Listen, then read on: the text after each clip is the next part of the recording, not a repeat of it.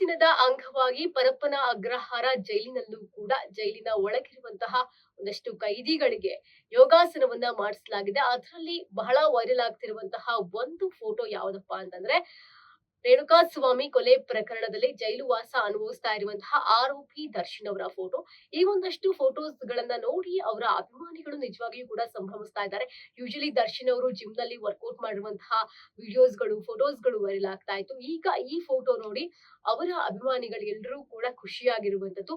ಜೊತೆಗೆ ರೀಸೆಂಟ್ ಆಗಿ ದರ್ಶನ್ ಅವರ ಈ ಫೋಟೋ ಒಂದು ವೈರಲ್ ಆಗಿರುತ್ತೆ. ಅದನ್ನ ನೋಡಿ ಒಂದಷ್ಟು ಜನ ಫ್ಯಾನ್ಸ್ ಗೆ ನಿಜವಾಗಿಯೂ ಕೂಡ ಭಯ ಆಗಿರುತ್ತೆ, ಬೇಸರ ಆಗಿರುತ್ತೆ. ಅಯ್ಯೋ, ದರ್ಶನ್ ಅವರು ಈ ರೀತಿ ಕುಗ್ಗೋಗಿದಾರ, ಮಾನಸಿಕವಾಗಿ ಅವ್ರಿಗೆ ಏನಾದ್ರೂ ನೋವಾಗ್ತಾ ಇದೆಯಾ ಮನಸ್ಸಿನಲ್ಲಿ ಅನ್ನುವಂಥದ್ದು ಕೂಡ ಆಗಿರುತ್ತೆ. ಅದರ ಜೊತೆಗೆ ಈ ಒಂದಷ್ಟು ಫೋಟೋಸ್ ಗಳನ್ನ ನೋಡಿ ಅಭಿಮಾನಿಗಳೆಲ್ಲರೂ ಕೂಡ ಸಂಭ್ರಮಿಸ್ತಾ ಇದ್ದಾರೆ.